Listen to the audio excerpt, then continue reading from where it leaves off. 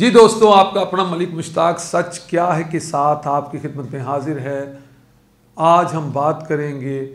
मैं तो सबसे पहले ये दुआ करता हूँ कि खुदा करे कि ऐसा दिसंबर कभी ना आए जब हमारे बच्चे स्कूल तो जाएं लेकिन वापस घर ना लौट सकें।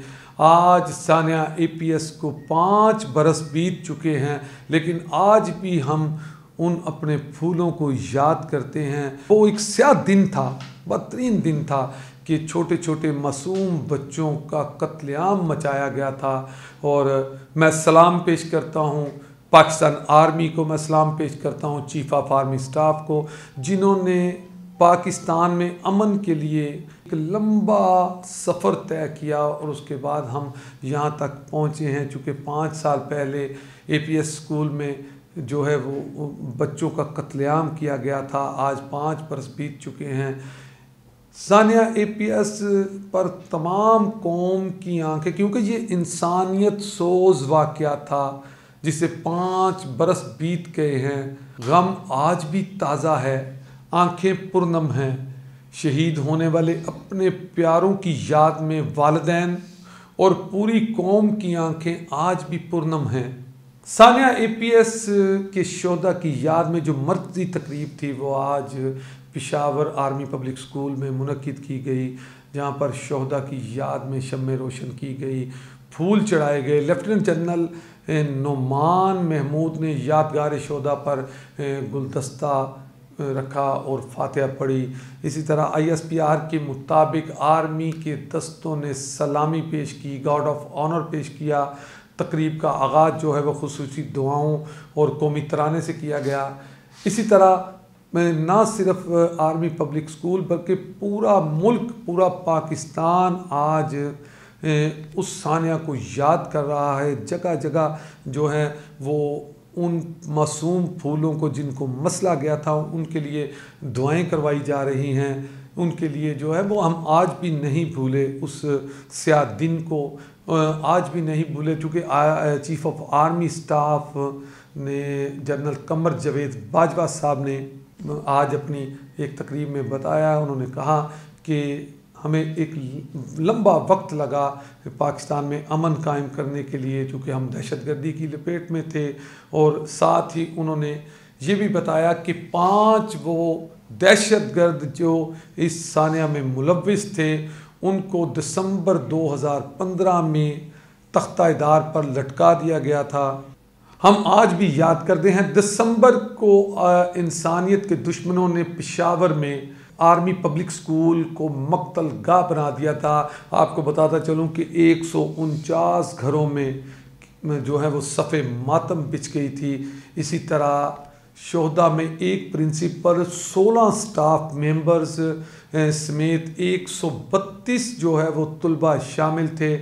आज 5 बरस बीतने के बावजूद आज भी हमारी आंखें पुरनम हैं, हमारा गम उसी तरह से तरोताज़ा है। चीफ जस्टिस आसिफ सईद खोसा साहब ने आज एक तकरीब में खिताब करते हुए कहा कि सानिया दिसंबर जो है ये 2 सानियात जो है वो 2 साने हमें याद दिलाता है।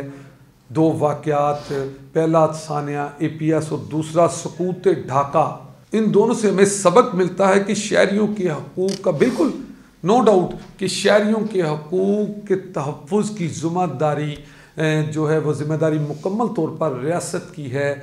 और एपीएस का वाक़या कोई भूल नहीं सकता। इसने पूरी कौम को मुत्तहिद कर दिया। कौम ने दहशतगर्दी के ख़ात्मे के लिए नेशनल एक्शन प्लान की हमायत भी की। चूँकि ये पूरी कौम जो है वो पाकिस्तान आर्मी के साथ हमेशा से खड़ी है, क्योंकि पाकिस्तान आर्मी एक वो अदारा है जिस पर हमें मान है, जिसे हम सलाम पेश करते हैं, जिन्होंने पाकिस्तान में अमन कायम करने के लिए इंतहाई कुर्बानियाँ दी और एक लंबा अमन के लिए लंबा सफ़र तय किया।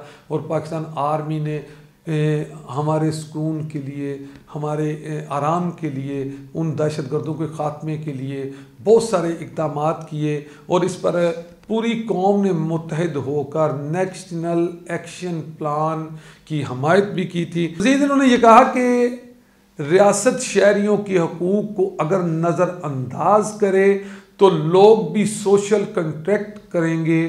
यही वजह है कि आज बांग्लादेश जो है वो पाकिस्तान से जुदा है, क्योंकि रियासत ने उनका ख्याल नहीं रखा। मज़ीद चीफ जस्टिस साहब ने ये भी कहा कि मुआशरे में अमन और शहरियों के तहफ़्फ़ुज़ के लिए पुलिस का किरदार कलीदी है।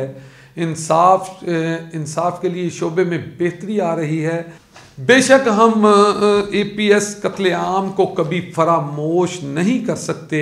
दहशतगर्दी को शिकस्त देने के लिए चूँकि हमने एक लंबा सफ़र तय किया है, पाकिस्तान की अमन और सलामती के लिए मुत्तहद होकर हम आगे बढ़ना चाहते हैं। अपनी आर्मी के साथ हमेशा से हम कंधे से कंधा मिलाकर चलना चाहते हैं, चल रहे हैं, क्योंकि पाकिस्तान आर्मी पूरी कौम के सर का ताज है। जी आपको बताते चलूँ कि वो 5 दहशतगर्द जो सानिया APS में मुलव्विस थे और उन्हें दिसंबर 2015 में सज़ाए मौत दी गई, तख्तादार पर लटकाया गया, उनके नाम कुछ इस तरह से थे: मजीबुर रहमान उर्फ अली, सबील उर्फ याहिया, दर आदम खेल का हज़रत अली, ताज मोहम्मद बल्द अलिफ खान, मौलवी अब्दुल सलाम वगैरह जो है वो शामिल थे, जिनका तमाम का ताल्लुक जो है वो कालादम तंजीमों से था।